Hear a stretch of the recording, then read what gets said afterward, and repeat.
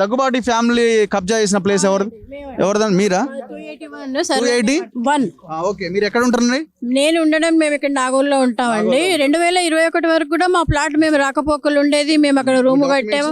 నా డాక్యుమెంట్లు నేను సేల్ డీడ్ నాది నేను దగ్గుబాటి వాళ్ళ ఫ్యామిలీ మీద కోర్టులో కేసు వేసాము. 2000 మీరు వేసారు?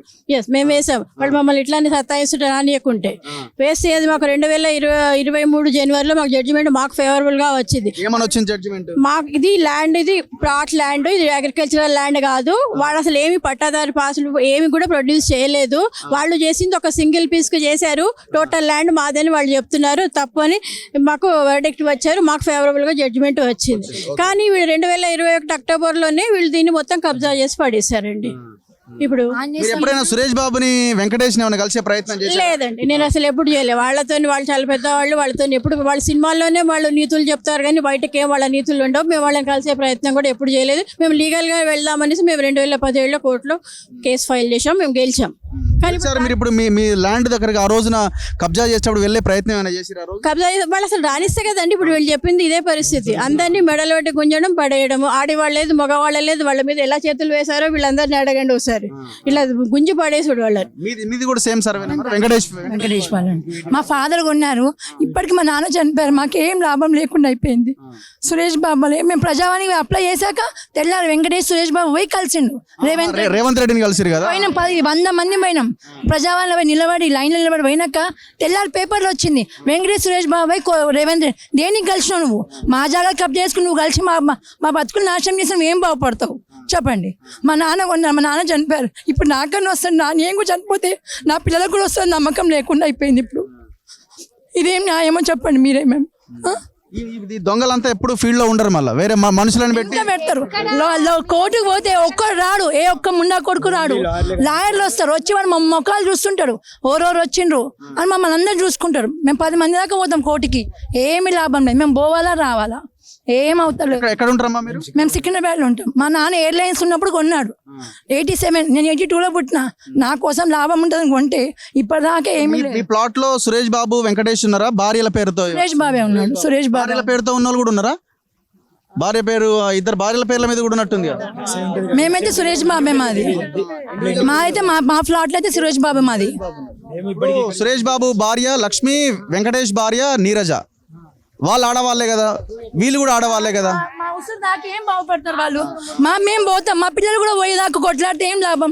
మా తల్లిదండ్రులు ఇది అయిపోయినాం. కొన్నది ఎందుకు? మేము బాగుపడాలా, కొనుక్కోవాలి, మేము ఇల్లు ఉండాలనే కదా. కిరాయిలో ఉండి మా ఇల్లు ఇప్పుడు 10,000 కిరాయి. ఏం కట్టుకో, ఆయన గవర్నమెంట్ డ్యూటీ, ప్రైవేట్ డ్యూటీ చేస్తాడు. నేను ఇంట్లో ఉంటాను. ఎట్లా అప్పుడు మిస్టర్ సురేష్ బాబు వాళ్ళిద్దరు, Suresh Babu wife and Venkatesh wife చూడాలి ఎట్లా పెడుతున్నారు వీళ్ళకి తిండి.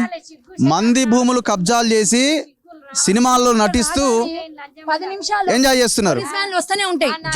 మేము వచ్చిన 10 నిమిషాలకు వ్యాన్ వస్తుంది. వచ్చి మాకు తెలియదమ్మా మీరు ఎవరో, మీరు ఏం సంగతి అంటేనా నేను నిన్ను అడిగిన. మన లాస్ట్ ఇయర్ వచ్చినప్పుడు నువ్వు రాలే ఎస్ఐవి, ఇంకొకటి వచ్చి నువ్వు ఇప్పుడు రేపు వస్తావు, ఇంకొకటి వస్తుంటే మేము వచ్చి మిమ్మల్ని చూస్తాం, మేము అడుగుతాం. మా కష్టాలు అడిగి మీరు ఏం లాభం చేశారు? పోలీసు వాళ్ళు రాగానే వచ్చి మేము నలుగురు నిలబడతాము, అప్పుడే వస్తూనే ఉంటాయి. మీద ఎక్కడ ఏం చేశారు? 281 ఎవరు మీ कब्जा कोरेवाడు? మీ कोई दगुपति पार्टी का है सर, सुरेश बाबू का है। उनका पूरा फैमिली का 281 पार्ट्स है सर, पार्ट्स। ఎవరు మీది?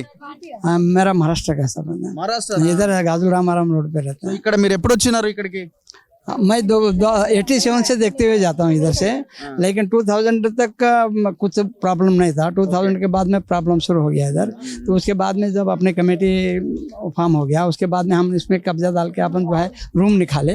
रूम निकालने के बाद इलेक्ट्रिकल बिल लिए, फिर LRS पे किया। LRS अप्लाई చేశారు, ఎలక్ట్రిసిటీ బిల్ కూడా? हाँ बिल కూడా है। तो उसके बाद में जो 30th उसमें जो आके वो लोग पूरा रातों रात डिमोलिश किया।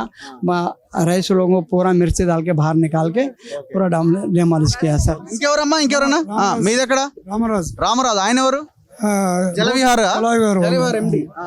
87 లో కొన్నా సార్ నేను. వెరీ హార్డ్ ఎర్నడ్ మనీ, ఒక డ్రీమ్ తో కొన్నాము.